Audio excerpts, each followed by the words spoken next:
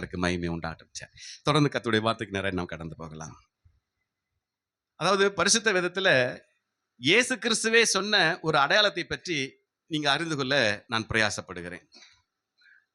எடுத்து வாசிக்கலாம். மத்தேயு சுவிசேஷம் 12ஆம் அதிகாரம்.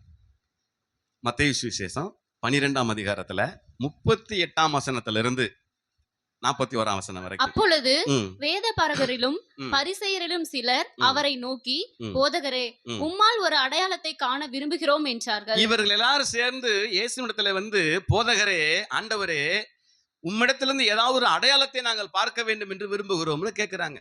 அவர்களுக்கு அவர் பிரதியுத்தரமாக, இந்த பரிசேயர் சதுசேயர் என்பவர்களுக்கு பிரதியுத்தரமாக, இந்த பொல்லாத விபசார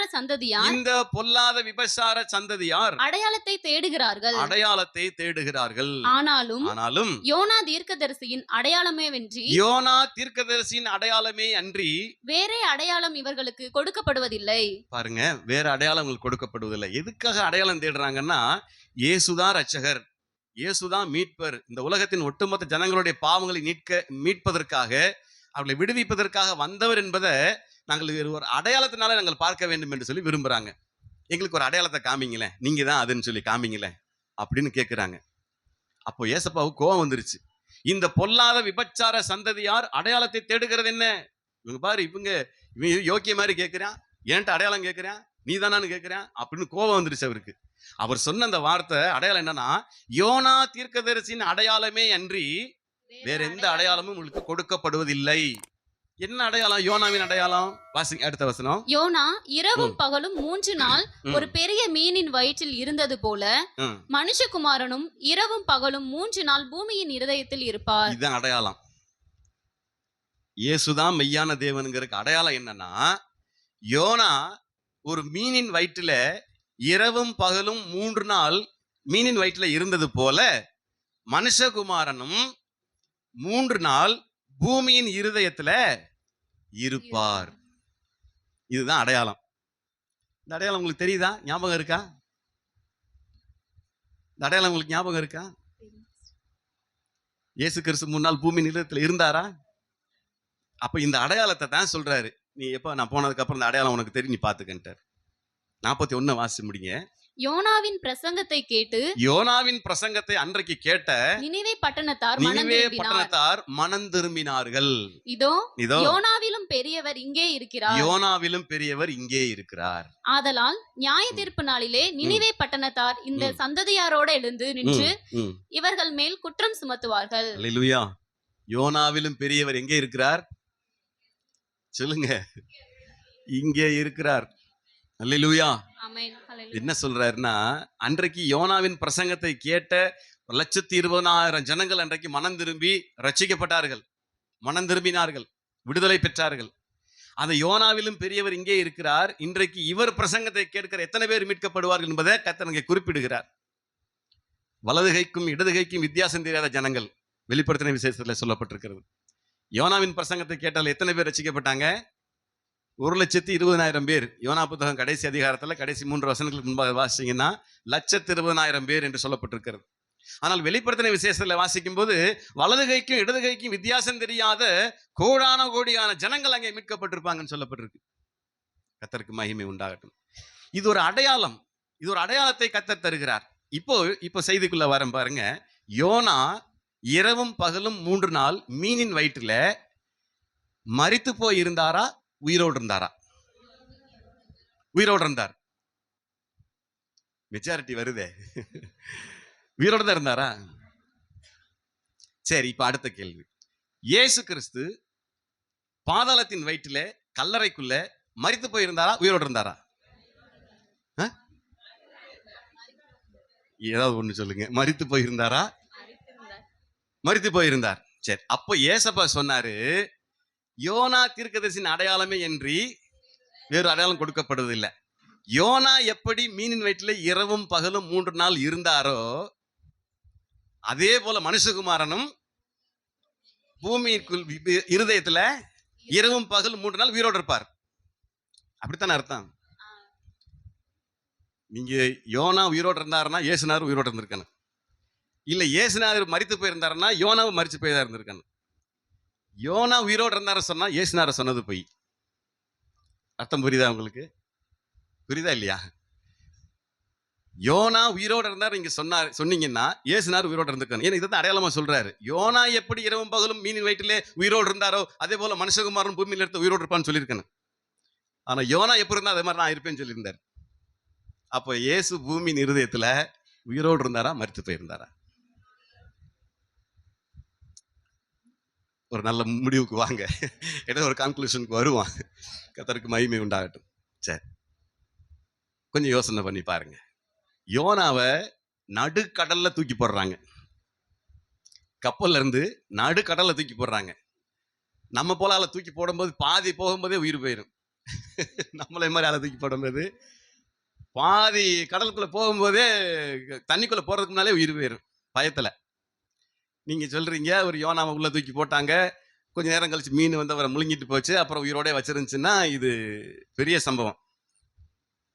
அப்போனா யோனா அப்படியே மீன் வந்து பாதுகாத்து அவர் காத்தெல்லாம் கொடுத்துச்சு, அவர் மீன் வயிற்றுல ஜெபம் பண்ணாரெல்லாம் இருக்கு, அதெல்லாம் எங்களுக்கு சாட்சி அப்படிலாம் சொல்றீங்க. இல்ல, இயேசு கிறிஸ்து பூமியின் இருதயத்துல மரித்து போய் இருந்தது உண்மையா இருக்குமானால் யோனா மீனின் வயிற்றில் இருந்தது மரித்தது என்பது உண்மை. இது ஒரு அடையாளம். இந்த அடையாளத்தை தான் சொல்றாரு. இது இரவும் பகலும் 3 நாள் சொல்றோம். இயேசுனார் எத்தனை நாள் இருந்தாரு? என்னைக்கு இறந்தாரு? வெள்ளிக்கிழமை. பெரிய வெள்ளிக்கிழமை அடிச்சு கொண்டு போயிட்டாங்க. சனிக்கிழமை, வெள்ளிக்கிழமை நைட்டே புதைச்சிட்டாங்க, கல்லறைகளை வச்சாச்சு. சனிக்கிழமை நைட்டு அதிகாலையில் ஞாயிற்றுக்கிழமை உயிரோட வந்துட்டார். 3 நாள், வெள்ளி சனி ஞாயிறு அப்படின்ட்டுருவாங்க. இல்லை, இரவும் பகலும், அதான் ஒரு நாள். வெள்ளிக்கிழமை நீங்க சொன்ன மாதிரி வெள்ளிக்கிழமை சாயங்காலம் அவரை அடிச்சிட்டாங்க, வெள்ளிக்கிழமை சாயங்காலம் வச்சுட்டாங்கன்னா வெள்ளிக்கிழமை நைட்டு சாயங்காலம் 6 காலைல 6 வரைக்கும் ஒரு நைட்டு. சனிக்கிழமை காலைல 6 மணிலேருந்து சனிக்கிழமை சாயங்காலம் 6 மணி வரைக்கும் ஒரு பகல். திருப்பி சனிக்கிழமை சாயங்காலம் 6 மணிலேருந்து ஞாயிற்றுக்கிழமை காலையில் வரைக்கும் ஒரு நைட்டு. அப்போ 2 நைட்டு ஒரு பகல் தான் வருது, கணக்கு வரல. அப்போ 3 இரவு 3 பகல் ஏசப்பாவே சொல்லியிருக்கிறார். அப்போ இறந்தது என்னைக்கு? அதனால அதை இன்னொரு நாள் சொல்றேன். அது புதன்கிழமை. ஆண்டவர் இயேசு கிறிஸ்து சிலுவையில் அறையப்பட்டது புதன்கிழமை. நிசான் மாதம் 14ஆம் தேதி ஆகிய புதன்கிழமை அன்று பஸ்கா ஆட்டுக்குட்டியான இயேசு அடிக்கப்பட்டார். அதை குறித்த விளக்கத்தை பின்னால சொல்லி, இப்ப சொன்ன கொஞ்சம் குழம்பிடுவீங்க. ஸ்தோத்திரம். அப்போ இது இயேசு சொன்ன அடையாளம். இதற்கு என்ன அர்த்தம்னு சொன்னா, அப்போஸ்தலர் நடவடிக்கைகள் 2ஆம் அதிகாரத்துல 22 இருந்து நீங்க வாசிக்கலாம். 22, 23, 24 வாசிங்க. நீங்கள் அறிந்திருக்கிறபடி நசரேயனாகிய இயேசுவை கொண்டு தேவன் உங்களுக்குள்ளே பலத்த செய்கைகளையும் அற்புதங்களையும் அடையாளங்களையும் நடப்பித்து அவைகளினாலே அவரை உங்களுக்கு வெளிப்படுத்தினார். அப்படி இருந்தும் தேவன் நிர்ணயித்திருந்த ஆலோசனை படியையும் அவருடைய முன்னறிவிப்பின் படியையும் ஒப்பு கொடுக்கப்பட்ட அந்த இயேசுவை நீங்கள் பிடித்து அக்கிரமக்காரருடைய கைகளினாலே சிலுவையில் ஆணியடித்து கொலை செய்தீர்கள். தேவன் அவருடைய மரண உபாதைகளின் கட்டை அவிழ்த்து அவரை எழுப்பினார். அவர் மரணத்தினால் கட்டப்பட்டிருக்க கூடாது. அவர் மரணத்தினால் கட்டப்பட்டிருக்க கூடாது இருந்தது. மரணம் அவரை ஒண்ணும் செய்ய முடியாது, மரணத்துல கட்டி வச்சிருக்க முடியாது. இப்ப அடுத்து 27 வாசிங்க. என் ஆத்துமாவை பாதாளத்தில் விடீர், உம்முடைய பரிசுத்தர் அழிவை காண விட்டீர். அப்ப அவருடைய ஆத்துமாவை பாதாளத்திலே விட்டுவிட மாட்டீர், உம்முடைய பரிசுத்தர் அழிவை காண ஒட்டீர்னு சொல்லப்பட்டிருக்கு. சங்கீதங்களின் புத்தகத்துல இத சொல்றாரு. உம்முடைய பரிசுத்தர் அழிவை காண மாட்டார். இயேசு கிறிஸ்து அழிவை காண மாட்டார். அவர் ஆத்மா பாதாளத்தை விடப்படுவதில்லை என்பதை குறித்து சங்கீதக்காரன் எழுதி வைத்திருக்கிறான். அதைத்தான் இங்கே அப்போஸ் நடவடிக்கைகள்ல நம்ம இங்கே வாசிக்கும் போது இது பேதுரு எழுதுகிற வார்த்தை தான் இந்த வார்த்தை. அடுத்து 28 வாசிங்க. ஜீவ மார்க்கங்களை எனக்கு தெரியப்படுத்தினீர், ஜீவ மார்க்கங்களை எனக்கு தெரியப்படுத்தினீர், உம்முடைய சன்னிதானத்திலே என்னை சந்தோஷத்தினால் நிரப்புவீர் என்று சொல்லுகிறான். 31 வாசிங்க. அவன் கிறிஸ்துவனுடைய ஆத்துமா பாதாளத்திலே விடப்படுவதில்லை என்றும், நல்ல கவனமா கேளுங்க, கிறிஸ்துவனுடைய ஆத்துமா பாதாளத்திலே விடப்படுவது இல்லை என்றும், அவருடைய மாம்சம் அழிவை காண்பதில்லை என்றும் முன்னறிந்து அவர் உயிர்த்தெழுதலை குறித்து இப்படி சொன்னான். அல்லேலூயா. அவர் உயிரோடு எழுந்திருப்பார். இயேசு கிறிஸ்து மரித்தார், எல்லாருக்கும் தெரியும். அது அவரே சொல்றாரு. லூக்கா 23:46 இயேசு மரித்த போது நடந்த சம்பவம். இயேசு பிதாவே பிதாவே உம்முடைய கைகளில் என் ஆவியை ஒப்புவிக்கிறேன் என்று மகா சத்தமாய் கூப்பிட்டு சொன்னார்.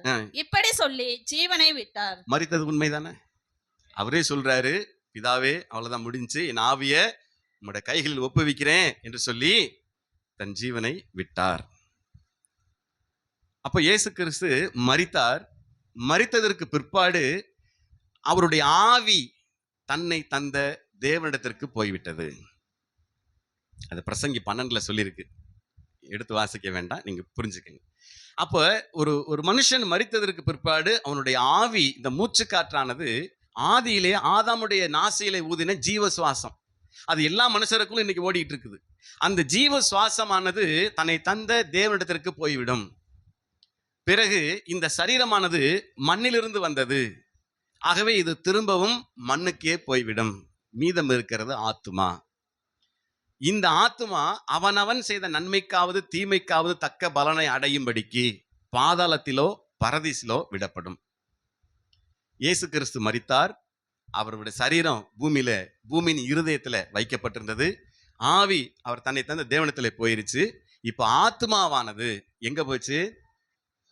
பாதாளத்திற்கு இறங்கி போச்சு. பரதீசுக்கு போயிட்டு பாதாளத்துக்கு போச்சு. இன்றைக்கு நீ என்னுடனே கூட பரதீசில் இருப்பாயின்னு அந்த கல்லனுக்கு சொன்ன வாக்குத்தத்தை நிறைவேறும்படி முதல்ல நேர பரதீசுக்கு போறாரு, அதுக்கப்புறம் பாதாளத்துக்கு போறாரு.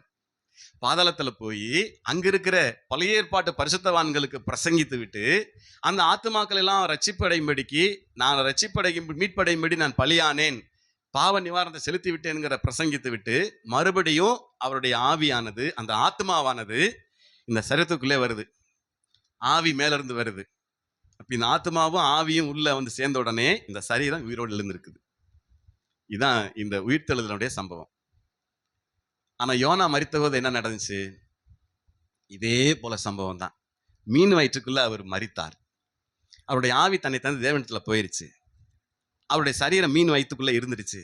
அவருடைய ஆத்மா, யோனா 2ஆம் அதிகாரத்தை சொல்லப்பட்டிருக்கிறது, என் ஆத்மா பாதாளத்தின் வாசல்கள் என்னை அடைக்கிறதா இருந்ததுன்னு இருக்கு. ஏன்னா அவன் திரும்பி வரணும், ரிட்டர்ன் வரணும். அதனால பாதாளம் அவனை ஏத்துக்கல. ஏய் நீ திருப்பி போறன்னு நீ அப்படின்னு ஆத்மாவை திருப்பி அனுப்பினது. யோனா 2ஆம் அதிகாரத்துல வேணா அந்த ஒரு வார்த்தையை வாசிச்சிருங்க. யோனா 2ஆம் அதிகாரத்துல அந்த மீனின் வயிற்றிலிருந்து யோனா தன் தேவனாகிய கர்த்தரை நோக்கி விண்ணப்பம் பண்ணி, என் நெருக்கத்தில் நான் கர்த்தரை நோக்கி கூப்பிட்டேன், அவர் எனக்கு உத்தரவு அருளினார். நான் பாதாளத்தின் வயிற்றிலிருந்து கூக்குரலிட்டேன், நீர் என் சத்தத்தை கேட்டீர். சமுத்திரத்தின் நடு மையமாகிய ஆழத்திலே நீர் என்னை தள்ளிவிட்டீர். நீரோட்டம் என்னை சூழ்ந்து கொண்டது. உம்முடைய வெள்ளங்களும் அலைகளும் எல்லாம் என்மேல் புரண்டது. நான் உமது கண்களுக்கு எதிரே இராதபடிக்கு தள்ளப்பட்டேன். 7ஆம் வசனம். என் ஆத்துமா என்னில் தொய்ந்து போகையில் கர்த்தரை நினைத்தேன். என் ஆவி தொய்ந்து போகையில் சொல்லலையே, என் சரீரம் தொய்ந்து போகையில் சொல்லலையே, என் ஆத்துமா டயர்ட் ஆயிடுச்சுங்க. என் ஆத்துமா தொய்ந்து போகையில் நான் கர்த்தரை நினைத்தேன். அப்ப மிச்சம் விடப்பட்டது என்னங்க? ஆத்துமா. இந்த ஆத்மா தான் பாதாளத்தின் வாசல்கள் இவரை அடைத்தது என்று அதே வசனத்துல நம்ம வாசிக்கிறோம். அதே போல அப்பொழுது என் விண்ணப்பம் பரிசுத்த ஆலயத்தில் வந்து சேர்ந்தது. பொய்யான மாயை பற்றி கொள்ளுகிறவர்கள் தங்களுக்கு வரும் கிருபையை போக்கடிக்கிறார்கள். நானோவெனில் துதியின் சத்தத்தோடு உமக்கு பலியிடுவேன், நான் பண்ணின பொருத்தனையை செலுத்துவேன், ரட்சிப்பு கர்த்தருடையது என்றான். ஆத்மாவில் விண்ணப்பம் பண்றான். ஆத்மாவில் விண்ணப்பம் பண்ணி, ஆண்டவரை நான் திரும்பி வந்துட்டேன்னா உங்களுக்கு பலி செலுத்துவேன் அப்படின்னு ஆத்மாவில் விண்ணப்பம் பண்றான். இதே வார்த்தையை தான் ஏசப்பா பாதாளத்துல போய் ஆத்மாவில அவர்களுக்கு பிரசங்கித்தார். கலாத்தியர் புத்தகத்தில் 6ஆம் அதிகாரத்துல சொல்லப்பட்டிருக்கு. சரி, பிற்பாடு நான் உங்களுக்கு எடுத்து காட்டுகிறேன்.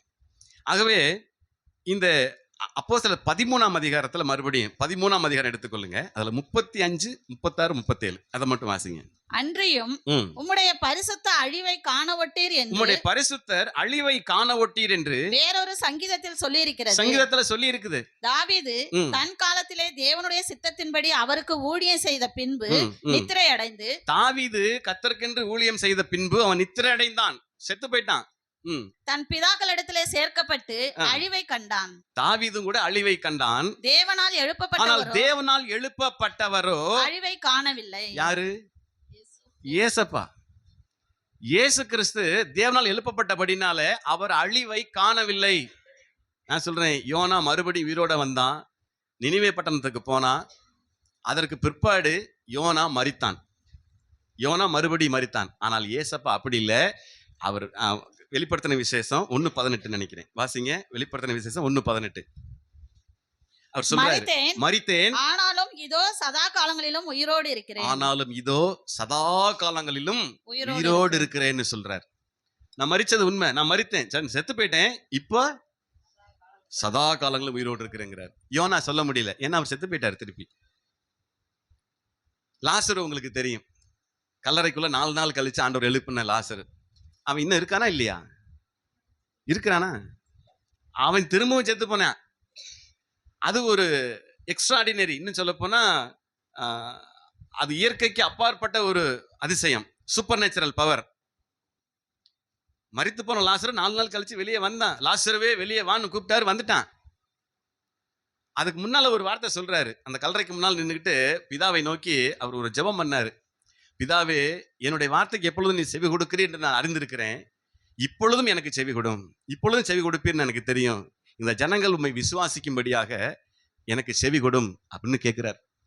கேட்டுட்டு தான் சொல்றாரு, லாசருவே கம் அவுட், வெளியே வா. அப்ப அந்த வார்த்தை அன்றைக்கு அவனை உயிரோடு கூட எழும்ப செய்தது. ஆனால் மறுபடியும் ஒரு நாள் லாசரு மரித்து போனான். அதே போலதான் யோனாவும் ஒரு நாள் மரித்து போனான். ஆனால் இயேசுவோ அப்படி இல்லை. வெளிப்படுத்தின விசேஷம் 1:18 சொல்லுகிறது, மரித்தேன் ஆனாலும் இதோ சதா காலங்களிலும். இப்போ எதுக்காக இது ஆரம்பிச்சோம்னா, ஒரு விவாதம் வந்துருச்சு. யோனா செத்து போனாரா இல்லையா, யோனா உயிரோடு இருந்தாரா இல்லையா. அப்ப விவாதத்திற்கு முடிவு என்னன்னா, ஆண்டவரே சொல்றாரு, இந்த அடையாளமே என்று வேறொரு அடையாளம் இல்லப்பா. அவரு எந்திரிச்சாரு, அவரு ஆத்மாவில தான் பேசினாரு. என்னை போல அவரும் மீன் வயிற்றுக்குள்ள அவர் இருந்தாரு, நான் பாதாளத்தினுடைய அல்லது பூமியின் இருதயத்தில் நான் இருந்தேன் அப்படின்னு சொல்லி சொல்றாரு, விளக்கம் சொல்றாரு. அப்ப இந்த விவாதத்துக்கு முடிவு வருது. யோவான் 19ல 38, 39, 40. அதுல 38, இவைகளுக்கு பின்பு அரிமத்தியா ஊரானும் யூதருக்கு பயந்ததினால் இயேசுவுக்கு அந்தரங்க சீஷனும் ஆகிய யோசேப்பு இயேசுவின் சரீரத்தை எடுத்துக்கொண்டு போகும்படி பிலாத்துவினிடத்தில் உத்தரவு கேட்டான். பிலாத்து உத்தரவு கொடுத்தான். ஆகையால் அவன் வந்து இயேசுவின் சரீரத்தை எடுத்துக்கொண்டு போனான். ஆரம்பத்திலே ஒரு ராத்திரியில் இயேசுவினிடத்தில் வந்திருந்த நிக்கோதேமு என்பவன் வெள்ளை போலமும் கரிய போலமும் கலந்து ஏறக்குறைய 100 ராத்தல் கொண்டு வந்தான். அவர்கள் இயேசுவின் சரீரத்தை எடுத்து யூதர்கள் அடக்கம் பண்ணும் முறைமையின்படியே அதை சுகந்த வர்க்கங்களோட சீலைகளில் சுற்றி கட்டினார்கள். அப்ப அவர் மரிச்சார். அவர் மரிச்சு அவரை செயலில் அந்த அடக்கம் பண்ணும் முறைமையின்படி சுகந்த வர்க்கங்கள் எல்லாம் வச்சு அடக்கம் பண்ணாங்கிறது மிக தெளிவான வரலாற்று சான்று நமக்கு கொடுக்கப்பட்டிருக்கிறது. யோனாவை குறித்து அப்படி சொல்லப்படவில்லை. யோனாவை குறித்த தெளிவு யாருக்கும் தெரியாது. இன்னைக்கு நம்ம என்ன நம்பிட்டு இருந்தோம், அப்படிலாம் மீன் இருந்திருக்கும் போல ஒரு காலத்துல, இப்படி ஆக்சிஜன் உள்ள இருந்து அவர் கொடுத்துக்கிட்டே இருந்திருக்கும் போல, இவர் உயிரோட இருந்து 3ஆவது நாள் கரையில கக்கி விட்டுருச்சான் அப்படின்னு நம்பிக்கிட்டு இருந்தான். இல்ல, அது நிச்சயமா இல்லை. அதனாலதான் சுருக்கமா ஒரு வாய்ப்பாடு சொல்லிட்டேன். ஏசப்பா உயிரோடு இருந்திருந்தாருன்னா அவர் உயிரோடு இருந்தது உண்மை, ஏத்துக்கலாம். ஏசப்பா மரிச்சிருந்தாருன்னா அவரு மரிச்சிருக்கணும், இது ஏசப்பாவே சொன்ன வார்த்தை அப்படி சொல்லி அதுக்கு விளக்கம் சொன்னேன். சரி, அப்போ ஏன் இயேசு யோனாவின் அடையாளத்தை சொல்ல வேண்டும்? இந்த அடையாளம் தவிர வேறு அடையாளம் கொடுக்கப்படுவதில்லைன்னு சொல்லிட்டாரு. ஏன் யோனாவை கூட சொல்லணும்னா, கல்லறைக்குள்ளே இயேசு மரித்தவரை அடக்கம் பண்ணப்பட்டது உண்மையானால் யோனாவும் மீனின் வயிற்றில் மரித்தது அவர் மரித்தவராய் இருந்திருப்பார் என்பது உண்மை என்பதை நிரூபிப்பதற்காகத்தான் யோனாவின் அடையாளத்தை சொன்னார். இன்னும் வேற அடையாளம் இல்லை. அவரு 3 நாள் அவரு 3 நாள் அப்படி சொல்லி அந்த அடையாளத்தை காண்பிக்கிறார். ஏற்கனவே இன்னொரு இடத்துல சொல்றாரு, நீங்கள் பார்க்கிறீர்களே இந்த ஆலயத்தை இடித்து போடுங்கள், இதை 3 நாளையில திரும்ப கட்டுவேன்னு சொன்னார். அதை அவங்க தவறா புரிஞ்சுக்கிட்டு, ஏப்பா இதை கட்டுறதுக்கு 46 ஆண்டுகள் ஆயிடுச்சு, இவர் 3 நாள் அடிச்சது கட்டுறேங்கிறாங்கன்னு சொல்லிக்கிட்டாங்க. ஆனால் அவர் தம்முடைய சரீரமாக ஆலயத்தை குறித்து சொன்னார் என்று அறியாது இருந்தார்கள். அப்படித்தான் நிறைய பேருக்கு தெரியாம போயிடுச்சு. கர்த்தருக்கு மகிமை உண்டாகட்டும். இப்ப எபிரேயர் 13ல 8ஆம் வசனம், இது இயேசு கிறிஸ்து நேற்றும் இன்றும் என்றும் மாறாதவராய் இருக்கிறார். ஏன்னா வெளிப்படுத்தின விசேஷம் 1:18ல வாசிச்சோம், மரித்தேன் ஆனாலும் இதோ சதா காலங்களிலும் உயிரோடு இருக்கிறேன்னு சொன்னவர் சொல்றாரு. அவர் நேற்றும் இன்றும் என்றும் மாறாதவர். அவர் இருக்கிறவராகவே இருக்கிறார். ஆனால் அவரிடத்துல மாற்றம் இல்லை. ஆகவே அருமையான கர்த்தருடைய பிள்ளைகளை, யோவான் 10ஆம் அதிகாரத்துல 17, 18 மட்டும் வாசிங்க. யோவான் 10ஆம் அதிகாரத்துல நான் ஆ. மறுபடியும் அடைந்து கொள்ளும்படிக்கு அதாவது ஏசப்பா சொல்றாரு, நான் என் ஜீவனை மறுபடியும் மறுபடியும் அடைந்து கொள்வதற்கு அதை கொடுக்கிறபடியினால் அதை கொடுக்கிறவராய் இருக்கிறபடினால் பிதா என்னில் அன்பாய் இருக்கிறார். பிதா என்னில் அன்பாயிருக்கிறார். அடுத்து ஒருவனும் ஆ. அதை என்னிடத்திலிருந்து எடுத்துக்கொள்ள மாட்டான். ஆ. நான் அதை கொடுக்கிறேன். ம், அதை கொடுக்கவும் எனக்கு அதிகாரம் உண்டு. ம். அதை மறுபடியும் எடுத்துக்கொள்ளவும் எனக்கு அதிகாரம் உண்டு. என்ன அழகா சொல்றாரு பாருங்க. என் ஜீவனை யாராலும் எடுக்க முடியாது, என்னை யாரும் கொல்லவெல்லாம் முடியாது. நானே அதை கொடுக்கிறபடினால, நானே விருப்பப்பட்டு தான் வந்தேன்.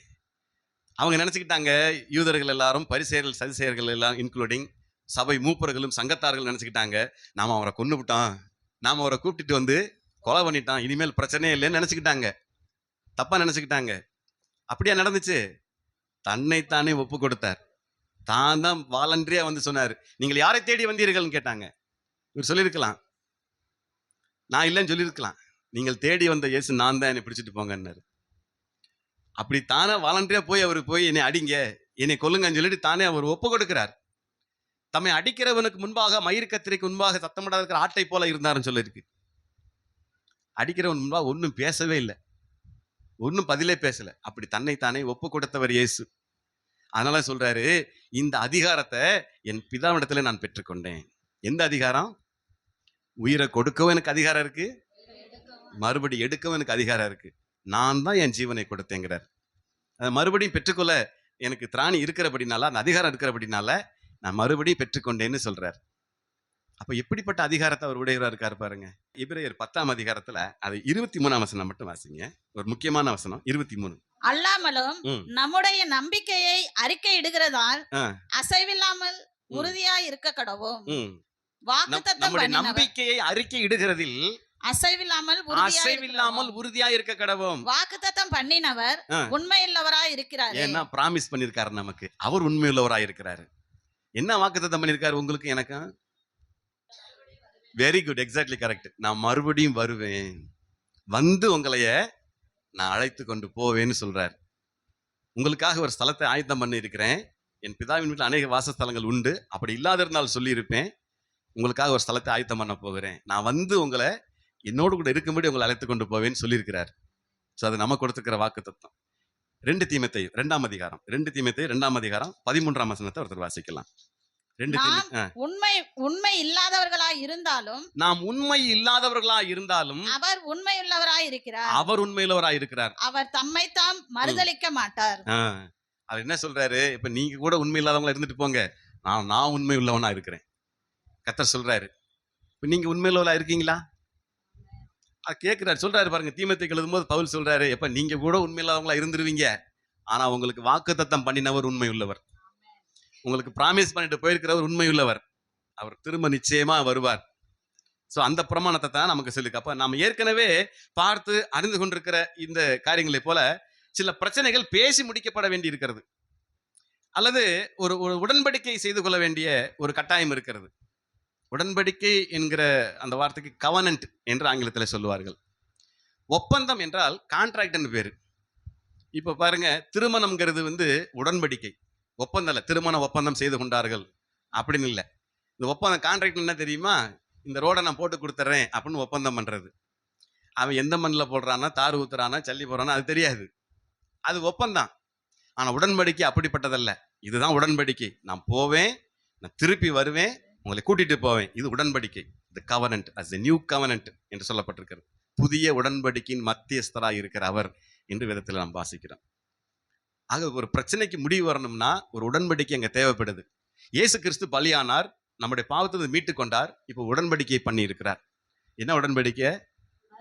மறுபடியும் வருது, நீங்க கூட்டிட்டு போவேன், என்னோட இடத்துல உங்களை கொண்டு போய் வைக்கிறேன்னு பிராமிஸ் பண்றார். அப்ப இந்த வாக்கு தத்தம் தான் உண்மையான வாக்கு தத்தம். ஆக அப்படிப்பட்ட அந்த உடன்படிக்கையை பார்த்து, ஒரே ஒரு உடன்படிக்கையை பார்த்துட்டு நம்ம நிறைய செய்வோமா? நிறைய இருக்கு. ஒரு உடன்படிக்கையை மட்டும் பார்ப்போம்.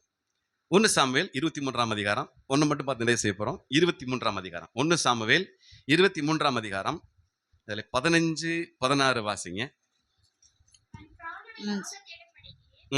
சவுல் புறப்பட்டான் என்று தாவீது அறிந்தபடியினாலே தாவீது சீப் வனாந்தரத்தில் உள்ள ஒரு காட்டிலே இருந்தான். அப்பொழுது சவுலின் குமாரனாகிய யோனத்தான் எழுந்து ம். காட்டில் இருக்கிற தாவீதினிடத்தில் போய் ம். தேவனுக்குள் அவன் கையை திடப்படுத்தி, ம். நீர் பயப்பட வேண்டாம், ம். என் தகப்பனாகிய சவுலின் கை உம்மை கண்டுபிடிக்க மாட்டாது, ம். நீர் இஸ்ரவேலின் மேல் ராஜாவாய் இருப்பீர், ம். அப்பொழுது நான் உமக்கு இரண்டாவதாய் இருப்பேன், ம். அப்படி நடக்கும் என்று என் தகப்பனாகிய சவுலும் அறிந்திருக்கிறார் என்றான். போதும் போதும் போதும், நான் அப்படியே ஃப்ளோல சொல்லி முடிச்சிடறேன். நான் நிறைய இருக்கு, வாசிக்க வேண்டிய விஷயம் நிறைய இருக்கு. இந்த சம்பவம் உங்களுக்கு தெரிஞ்சிருக்கும்.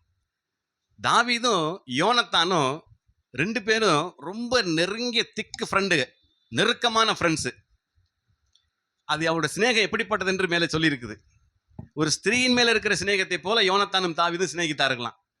அவ்வளவு டியரஸ்ட், ரொம்ப நெருங்கிய நண்பர்கள் ஆயிட்டாங்க. யாரு இந்த யோனத்தான்? யாரு? சவுலுடைய மகன். சவுல் யாரு? அவன் இந்த பூமியில ஏற்படுத்தப்பட்ட இஸ்ரவேல் ராஜாக்கள்ல முதல் ராஜா. ஆனா கர்த்தருடைய வார்த்தையை மீறி நடந்த ராஜா. இப்போ அடுத்த போஸ்டிங்க்கு, சவுலுக்கு அடுத்த இடத்துல வரக்கூடியவன் தாவீது. சவுலுக்கு அடுத்து தாவீதை தான் அபிஷேகம் பண்ணாரு. இப்ப தாவீத ராஜாவா அபிஷேகம் பண்ணதற்கு பிற்பாடு சவுலுக்கும் தாவீதுக்கும் இடையே பெரிய போராட்டம் நடக்குது. இந்த சவுல் தாவீதை எங்க பார்த்தாலும் கொலை பண்ணிடணும் அப்படின்னு பிளான் பண்ணிட்டான். ஏன்னா முத நாளே கோலியாத்தை கொன்று வரும்போதே ஜனங்கள் எல்லாம் பாட்டு பாட ஆரம்பிச்சிட்டாங்க. ஒரு வசனம் சொல்லிருக்கு, அவன் அன்னைக்கு காயமகாரமாய் பார்த்தான் இருக்குது. இந்த வசனம் எதுல இருக்கு பாருங்க, 18:9 இருக்குன்னு நினைக்கிறேன். 1 சாமுவேல் 18:9 தான். அது சவுலுக்கு விசனமா இருந்தது. அவன் மிகுந்த எரிச்சல் அடைந்தான். தாவீதுக்கு 10,000, எனக்கோ 1000 கொடுத்தார்கள். இன்னும் ராஜாங்கம் மாத்திரம் அவனுக்கு இன்னும் ராஜாங்கம் மட்டும் அவனுக்கு கிடைக்கலப்பா, இந்த போஸ்டிங் மட்டும் அவனுக்கு தரல.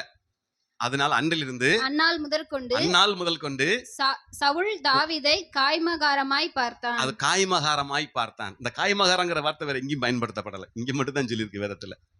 அப்ப சவுல் தாவீதை காய்மகாரமா பாக்குறான். காய்மகாரங்கிறது பொறாமை, ஜெலசின்னு கூட நம்ம சொல்லுவோம். ஜெலசி தான் அந்த காய்மகாரம்ங்கிறது அர்த்தம். பொறாமப்படுறான். அப்போ இந்த பொறாமையினால சவுல் தாவீதை கொலை செய்ய பார்க்கிறான். ஆனா சவுலுடைய மகன் யோனத்தானோ தாவீதுக்கு டியரஸ்ட் ஃப்ரெண்டா இருந்தபடினால, நெருக்கமானவனா இருந்தபடினால, எங்க அப்பா எப்பெல்லாம் உன்னை கொல்ல வரான்னு சொல்லி போறேன், நீ ஓடி போயிரு, நீ தப்பிச்சுக்க அப்படின்னு அவனுகிட்ட பிளான் பண்ணி சொல்றான். அப்போ ஒரு வாக்குத்தத்தம், ஒரு பிராமிஸ் பண்ணிக்கிறாங்க. நீங்க நிச்சயமா தாவீது இந்த இஸ்ரவேலுக்கு ராஜாவாக நீங்க வருவீங்க, அப்புறம் 2வது இடத்துல நான் இருப்பேன்னு சொல்லி யோனத்தான் ஒரு பிராமிஸ் பண்றான். 2 பேரும் உடன்படிக்கை பண்ணிக்கிறாங்க. என்னை நினைவு கூர்ந்துகொள், நீ ராஜ்யத்துக்கு வரும்போது என்னை நினைச்சுக்கப்பா, எனக்கு உதவி செய்ய அப்படின்னு சொல்லி அதுக்கப்புறம் நிறைய பேசுறாங்க. அந்த 18ஆம் அதிகாரம் முழுசுன்னு பாத்தீங்கன்னா நிறைய பேசுறாங்க. பின்பு சவுலும் மரித்து போகிறான், யோனத்தானும் மரித்து போகிறான். சவுல் எப்படி மரித்து போனான்னா, அவன் சண்டை போட்டதுக்கு அப்புறம் பெலிஸ்தர் கூட அவன் சண்டை பண்ண முடியல. அவன் அடிபட்டு காயப்பட்டதுனால தன்னுடைய பட்டயத்தை நட்டு அதுல விழுந்து செத்து போனான் இருக்கு. அதே மாதிரி யோனத்தானும் அந்த யுத்தத்துல செத்து போயிட்டான். இப்படி சவுலுடைய குடும்பம் எல்லாருமே செத்து போயிட்டாங்க. சவுல் குடும்பத்துல யாருமே இல்லை. இப்போ கொஞ்ச நாள் கழிஞ்சு இப்போ தாவீது அங்க அரியணைக்கு வந்துட்டான், ராஜாவாயிட்டான்.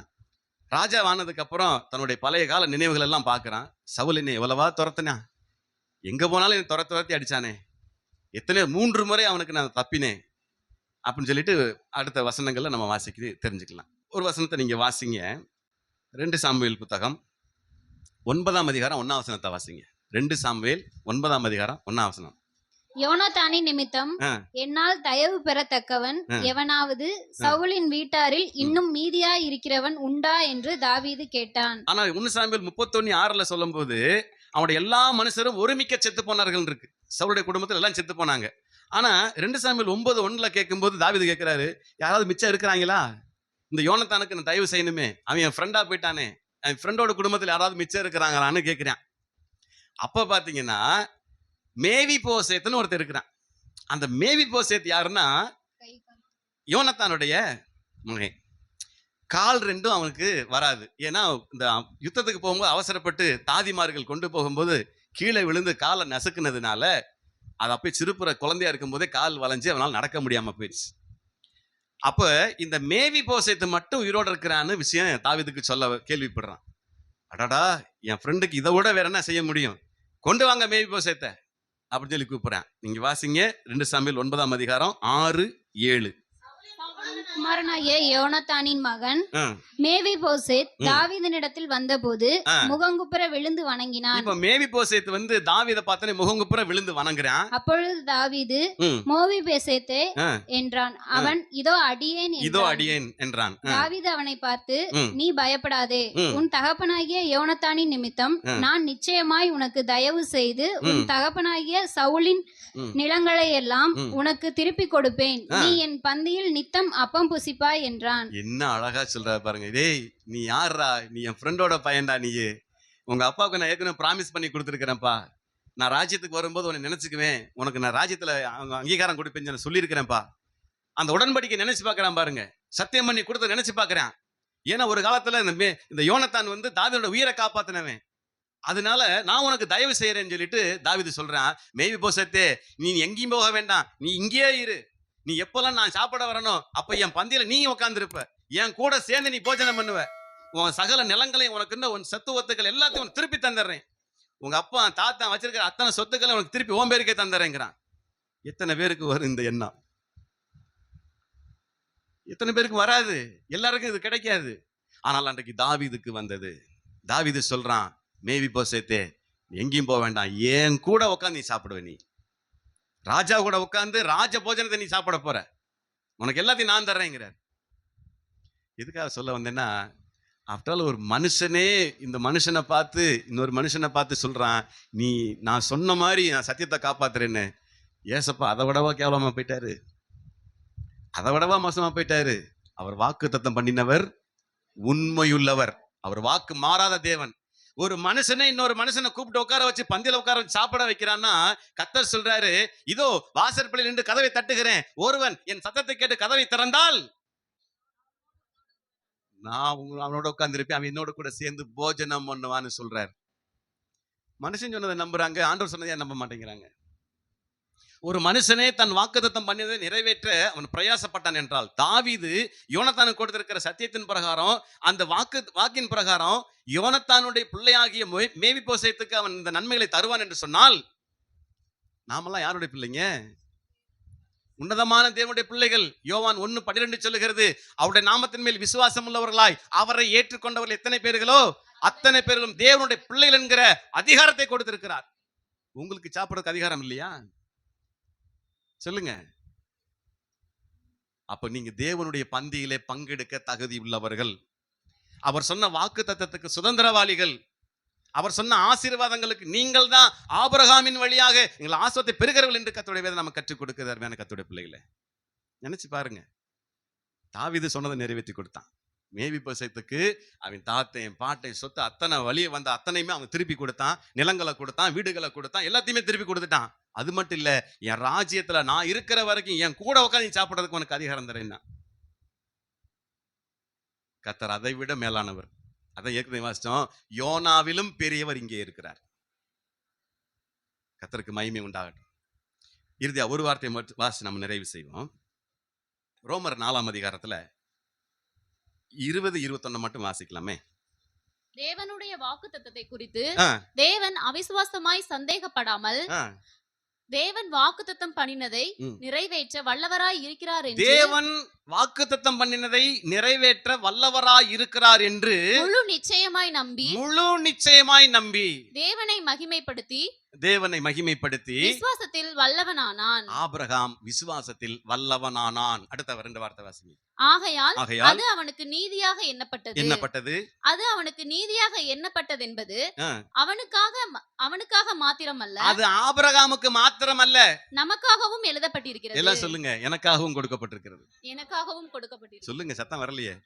எனக்காகவும் ஆபிரகாமுக்கு மட்டும் இல்ல, எனக்காகவும் கொடுக்கப்பட்டிருக்கிறது. வாசிங்க. நம்முடைய கர்த்தராகிய இயேசுவையே மரித்தோரில் இருந்து எழும்பினவரை விசுவாசிக்கிற நமக்கும் அப்படியே எண்ணப்படும். யாரெல்லாம் இயேசு கிறிஸ்துவை மரித்தொழுது தேவன் எழுப்பினார் என்று விசுவாசிக்கிறார்களோ அத்தனை பேருக்கும் இது கிரியை செய்யும். நீங்க இயேசுநாதர் மரித்தொழுது ஆண்டவர் எழுப்பினார் விசுவாசிக்கிறீங்க தானே? விசுவாசிக்கிறீர்களா? ஆமென். உங்களுக்கு அப்ப கிரியை செய்யும். இந்த வாக்குத்தத்தம் உங்களுக்குள்ளேயும் கிரியை செய்யும். இந்த உடன்படிக்கை உங்களுக்குள்ளேயும் கிரியை செய்யும். இது பிராமிஸ் பண்ணிருக்காரு. யாருக்கு? நமக்கு. அல்லேலூயா. கொஞ்சம் ஆபிரகாம் சொல்லிடுவீங்களான்னு நினைச்சேன். ஆபிரகாமுக்கு தான் சொன்னாரு, ஆனா நமக்கும் வந்து பலிக்கும்னு சொல்லப்பட்டிருக்கு. அப்ப இனிமேல் நான் வந்து அப்படிப்பா இப்படியப்பா அப்படிப்பான்னு சொல்லி புலம்பக்கூடாது. நாம எப்படிப்பட்ட ஆபிரகாமின் சந்ததியாராயும் நாம எப்படிப்பட்ட வாக்குத்தத்தத்துல சுதந்திரவாளிகளாயும் இருக்கிறோம் என்று நாம் சொல்லிக்கொண்டே இருக்கணும். அந்த சுதந்திரத்துக்கு நாம தான் பாத்திரவான்கள், பாக்கியவான்கள். கடைசி 24 வாசிங்களா? 23 நம்முடைய கர்த்தராகிய இயேசுவையே மரித்தோரிலிருந்து எழும்பினவரை விசுவாசிக்கிற நமக்கும் அப்படியே எண்ணப்படும். அடுத்து 2 அவர் நம்முடைய பாவங்களுக்காக ஒப்பு கொடுக்கப்பட்டும் நாம் நீதிமான்கள் ஆக்கப்படுவதற்காக எழுதப்பட்டும் இருக்கிறார். நாம் நீதிமான்கள் ஆக்கப்படுவதற்கு மறுபடியும் உயிரோடு எழுப்பப்பட்டவருமா இருக்கிறார். 25 முடிஞ்சா? சரி. அப்ப நாம இந்த ஆசீர்வாதத்துக்கு பங்குள்ளவர்களா இருக்கணுங்கிறதுக்காகத்தான் அவர் மறுபடியும் உயிரோடே வந்தார். இல்லைன்னா வந்திருக்க மாட்டார். எப்ப எனக்கு தேவை என்ன? நான் வந்து பாவத்தை பரிகரிக்கணும், அவ்வளவுதானே. குற்றமுள்ள ரத்தத்தை சிந்தணும், அவ்வளவுதானே. சரி, என் ரத்தத்தை சிந்திட்டேன், பாவத்தை சாபத்தை பரிகரிச்சுட்டேன், நான் போயிட்டு 2 அவர் போயிருக்கலாம். இல்ல, யாரெல்லாம் அவரை விசுவாசிக்கிறார்களோ, மரித்தோரிலிருந்து தேவன் இயேசுவை உயிரோடு எழுப்பினார் என்று யாரெல்லாம் விசுவாசிக்கிறார்களோ அவர்களுக்கு ரட்சிப்பை கட்டளிடும்படியாக, இந்த வாக்குத்தத்தம் பண்ணினதை உறுதிப்படுத்தும்படியாக, இந்த ஆசீர்வாதங்களுக்கு பங்குள்ளவர்களாய் மாற்றும்படியாக அவர் இன்று வரையிலே ஜீவனோடு இருக்கிறவராக காணப்படுகிறார்.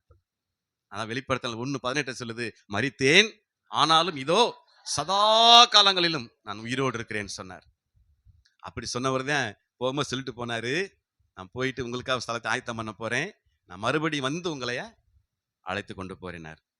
அவருடைய அழைப்பிற்கு தகுதி உள்ளவர்கள் பாக்கியவான்கள். எந்த நேரம் வருவார்னு தெரியாது.